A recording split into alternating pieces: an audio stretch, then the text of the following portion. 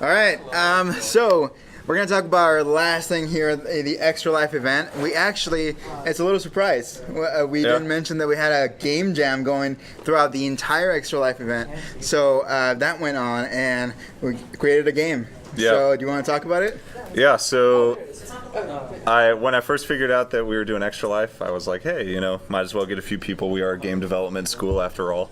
So we wanted to make a game over the course of the 2 days. We spent 10 hours on each day, so it was a 20-hour project.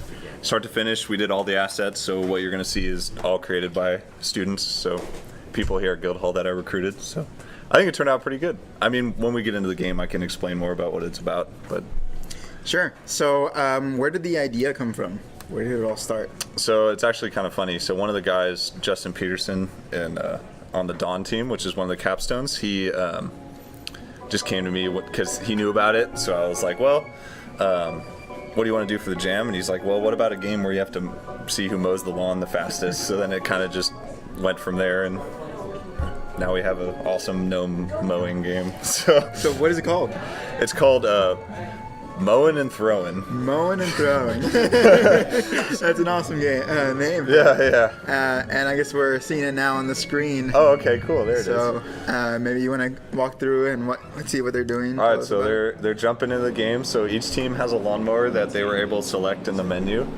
So we have one of 4 different types of lawnmowers. As you see, they're going really slow, but they're mowing their lawn. So as you watch the mowers slowly cut the grass on the lawn, they also have gas, so you have to fill up the mowers to keep it going.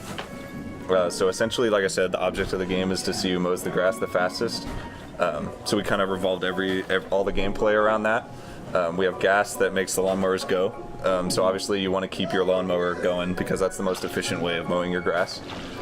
You've also got ways of making the other team have more grass. So you've got like Miracle Grow, which we call it, which will sprout the grass in an area over time. And then as the mower mows, it'll drop these bags of grass that you'll probably notice, like right there, you see one. Yeah. The guy can go pick that up and throw it to the other side, and it'll spawn a big chunk of grass. So that looks like a lot of fun. So why did you want to create a party game? That's something that Guildhall doesn't do. So. Yeah, that's true. I think for like game jam purposes, so I've done a couple of these kind of weekend game jam projects. I've pretty much figured that party games are the most fun to make because they're always goofy and hilarious and fun to play. And then also just because they're pretty low scope, you can keep it like to a Mario Party game like we just saw. So like that kind of a thing. So talking about the scope, how many people were involved in this game jam, and tell me more about the departments and where they came from. So I think there's about 15 people involved all across. They weren't necessarily there for the full 20 hours. They were on and off. Some of the people were there the whole time. We do have like a list of credits that I would like to bring up at the end of this stream if we can, so that we can at least recognize everybody who helped. Sure. But yeah, so it was about 15 people, like on and off. People. Yeah. That's awesome. If I got the number right, I think so. something like that. So that's really cool. Yeah, it's really fun. Yeah. So when I'm watching this whole gameplay, it kind of reminds me of I talked to you earlier, but it's like a reverse Splatoon. Yeah. So instead of painting the level, you're getting rid of it. So you're getting rid of the grass, and with little power-ups and all that. So yeah. Yeah. So actually, the guy just threw it. So you see the little number on top of the Miracle Grow. That's kind of like a fountain of grass. So like it'll sit there, it'll start sprouting grass in an area, and so you want to mow over it because it'll keep spawning grass if you don't. Yeah, so that just pointing out that mechanic. So, but yeah, like reverse Splatoon, like you got it pretty spot on with that one. I think I don't know if we ever actually thought of Splatoon while we were making it, to be honest, but it just seemed like a fun idea. So what were some of the challenges we had during the game jam? Like what did you run into that we saw that caused you some problems? Well, let's see. So the art, I think, was a big scope. One of our dudes did all these animations for the characters. His name is Lee. he modeled the gnomes, he animated the gnomes, and that took him pretty much the entire time. So like that took an artist like offline for the entire project, so that was pretty huge. But they look awesome. They do look awesome. Animated, They definitely worked out. I think it was worth it, to be honest. But other huge challenges like the throwing arc that you see that they're doing, like that took a lot of time to get in. Ben Gibson, one of our other programmers, I think it took him an arm and a leg in order to get that in. He got taken offline for a lot of that. And then just straight up getting the lawnmowers to work. Regan is behind us. He worked on it too a little bit. And that was a pain. That was a real pain to get. Fortunately enough, we ended up getting it mostly working.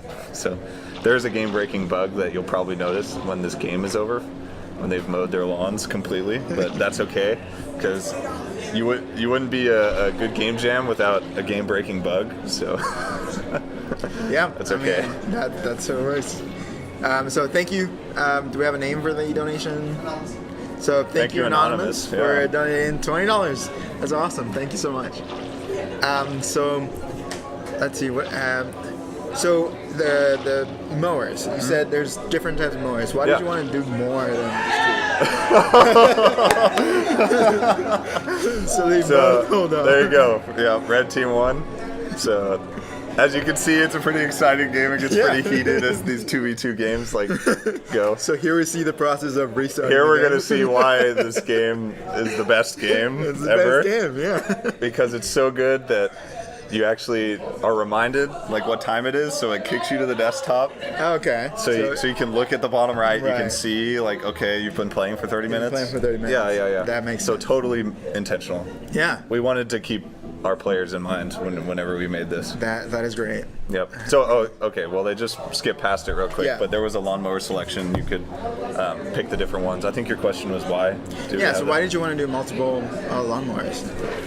Well, one of our other artists, Prassi, I think he's doing his master's thesis on vehicles. Okay. So that ended up working out well for us because we were like, Prassi, what do you want to do? He's like, oh, I want to make these awesome lawnmowers. And we're like, okay, well, you need to take this like all the way if you want to. Yeah. So he did take it all the way, and he made us four. And originally I was like, well, if you want, we can like skin them differently. You just have like one model and then just skin it 4 times or whatever. And then he came back like a couple hours later, and he's like, all right, I got 4 different models. I was like, holy crap, that's awesome. So he gave us 4 different lawnmowers, so that just it gives enhanced, it that I think, extra charm and customization to the game. Yeah, no. In a game jam, that's very impressive. Yeah, no, that was really fun to do. The houses were made by Ashton and Bill. That was kind of a combined effort. Ashton textured it, so Bill modeled it and then unwrapped it and delivered it to Ashton, who textured it. Ashton also did the parachutes and the box that fall down, and the grass. And you see there's some awesome like wavy grass going on. Like it's hard to see, but you can see it in the menu more visibly. Oh yeah, like it looks like the wind is like blowing through, so that's really cool. And then the infamous barfing rainbow sun in the background. Like I was gonna try to not mention it the entire time, but I'm going to anyway because it's so hard to miss. That was done by our great level designer Andy and a combined effort from Kevin. So that is our main set piece back there. Yeah. Our defining characteristic of Mowin Barfing rainbow sun. Yeah. A barfing rainbow sun. Yeah. That is awesome. That's something else, I know. Yeah. So you can also, for the gas, you can either hit it and get gas with the mower, or you can pick up the gas and throw it to your buddy. So like, if you really wanted to strategize, it gives you the option to kind of, split off. Yeah. One guy can be mowing, one guy could be like gathering gas and throwing it at you, and then you can keep going. So you can also strategy. Yeah, no, definitely. It has a lot of potential strategy involved for both players because you can get on and off. So it doesn't limit you to like one guy has to mow or one guy doesn't. So that's one thing that we wanted to make sure we did was both players have the option to play either role if they wanted to, or get on and off the mower if they want to. Yeah. So. You can also cut the grass with your manually. So in case you run out of gas or something, or you just get bored, or you're on the last tile and the mower's like on the other side, we wanted to give you the ability to cut one piece of grass, which you just spam Y, because we wanted to make it hard for you to do, and you also cut one piece. So it was really good. That ended up giving some players essentially a way of contributing if they're not on the lawnmower, if they wanted to start cutting grass as well. So yeah, that gives you a lot of options too, or at least 2 options. Yeah, either cut grass fast or cut it slow. There you go. Yeah, this looks really fun. You can just keep watching. It is really. I know. I just want to watch it because it's so mesmerizing. Oh yeah, blue team won. So, as you see, the game still plays even after a team. Yeah, you can keep playing. Yeah, you want to watch the parachutes just fall after the ground is over. You can do it. I mean, we don't want to limit you, right? So yeah. I don't know if they're going to be playing another, but it looks like they are. So cool. So they're just gonna remind you that there's a clock, remind you what time it is. What time? 9:42. Yeah. We're doing good. Just ignore the fact that hey, actually, could you tell them the next time they're done playing, could you have them bring up the credits so we could just credit everyone? Cool. Yeah, I just want to make so sure. Now we're seeing new. Oh, new nice. So they're selecting there. their lawnmowers, so they got I don't know if you want to name them. I haven't thought of names or anything, but it's we got a purple one and we got this crazy green one that says chaos on the front. It's pretty awesome. It's got a big snow plow thing. It's really cool. And then so Justin was our particle guy. Oh, looks like someone accidentally clicked our magic button. They're going to the credits. Okay, cool. So here we have some. So Bill Hood, environment art. Ashton Malty, Mario, you helped. You made the awesome logo, and what else did you do? Flamingos. Flamingos, right? Yeah. They spin around the player's head when they get stunned.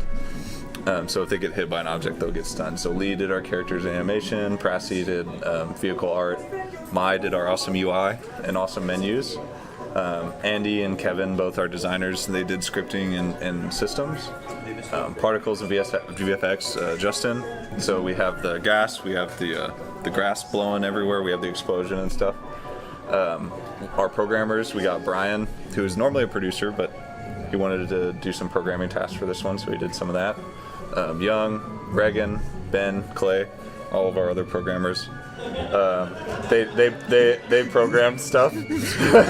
No, so Young did a lot of the game mode stuff. With the timers and all the systems of spawning and stuff, and he helped out with that. Player select. Regan helped with the lawnmower at the beginning. He helped with the grass tiles. Ben Gibson helped with the throwing mechanic. He did a lot of support for different things like animations and sounds. He helped a lot with that. And then Clay was kind of our awesome guy who just came in and did a lot of everything. So it was really awesome. Yeah, it was really cool. It looks like those people came from all the different cohorts. Mm-hmm. So we had cohort 25 and 24. Yeah, 24, which is what I'm in. So I'm graduating in December, and then we've got you guys in 25. So I wanted to do a project with 2 different cohorts because I don't think that's really been done. And so in my mind, when I wanted to make this game, it was let's kind of make a capstone with 2 different cohorts, and then just have a fun time doing a project. So. Right. Would you do this all over again? Definitely. Oh, it's fun. I mean, obviously, I think you have a really cool product at the end of it, and then we had a great time working on it. And with these things, you don't really care much about what ends up coming out of it. You do it for the experience, and I think because you're kind of in it, just because you're passionate about it, I think at the end, it usually ends up turning out good. Yeah, and it definitely shows the quality and the skills that students here at Guildhall can do in just 20 hours was the game jam? Yeah, so it was 10 hours on Saturday, and I think we did about 9 or 10 hours today, so it was about 20 hours to get this done. To have a game this fun in 20 hours, that is incredible. Yeah, that is amazing. It's really awesome. I'm definitely super proud of it, and I think everyone's proud of it. And even when I was, when we were finishing up the project, I was like, all right, guys, thanks. I think it turned out really awesome, and Clay was like, even if it didn't work, I still would have had a good time. So I think in the end, it's all about the fun of creating games, right? Which is why we're here. Right, that's why we're here. So we're going to continue watching this game. yeah, it's looking like they're having a lot of fun. they're just gonna keep playing forever. We're going to keep playing forever. So yeah, you got your grass bags that'll explode. So your anti-grass essentially. You want to spawn it on the other side, and then the Mowin. Any plans for the future of Mowin Throwin? You asked so soon, Mario. Not currently, but I think this is something that honestly I would touch again if I had the opportunity. I think it's good enough for kind of what we wanted it to be, which is like a portfolio piece, kind of to show employers like, hey, we like doing this outside of school, essentially, and then we can make it fun too. So. And we even raised $20 right now during the segment, so contributed to the extra life event. That's good. That is awesome. But yeah, I don't know. I mean, with these things, like sometimes you really just are kind of like churning them out. But I've been looking lately with like these kind of game jams to maybe take it to the next level if one of them turns out good enough. Which I think this one was really good. I was sitting down with the guys over there, and I was like, guys, like if we spent like another month on this, like I think this could actually turn out to be a pretty fun game. Like, yeah, and like we keep saying, it looks really fun just by watching it. So especially I can imagine how it is when you're actually playing it. Especially the barfing rainbow. Yeah, best part. He does that every time a care package falls. So like every time the care packages are falling, he spits rainbow. So it actually does have functionality in the game. It does. It actually means something. Like whether or not you want to believe it, it does. It does mean something. That's awesome. It looks like Red is taking the lead right now. Red is taking the. Oh, Red's almost mowed. No, they're almost done. They got a couple more. Oh, but the Miracle Grow. They got one more. Miracle Grow's about to. Oh! They almost. Looks like Blue's really catching up here. They got their mower going. This is so awesome. This is an esport. Yeah, let's just start commentating on this. Look, Blue. Yeah. What a comeback! That was great. Oh my goodness, who would have thought mowing lawns could be an esport? Yeah, we managed to turn mowing into fun. Mowing and throwing and going. See all those times when you're like your parent asked you to go out and mow the lawn, like yeah, you actually get to. You thought it was like boring, right? Yeah. No, look, it can be fun. It can be a lot of fun. Mowing can be great. Yeah, that is awesome. All right, so that's all the time we have for the Game Jam Mowin Throwin. As you all can see, it was a really fun game to play. People creating the game had a really fun time. And again, this was only a 20-hour project. Yep, 20 hours. That happened while we were doing the Extra Life event, created by Guildhall students. Mm-hmm. So it was a lot of fun to work with you guys. Oh yeah, and it was awesome. It was a lot of fun to see it now. It looks like you said it could be the future esport. Future esport, mowing. Yeah. You got Mario's awesome logo right there, Mowin and Throwin. So we're gonna pass it on to Max and Andrew to close us off for the Extra Life event 2016. Thank you all so much. Pass it on to Andrew and Max.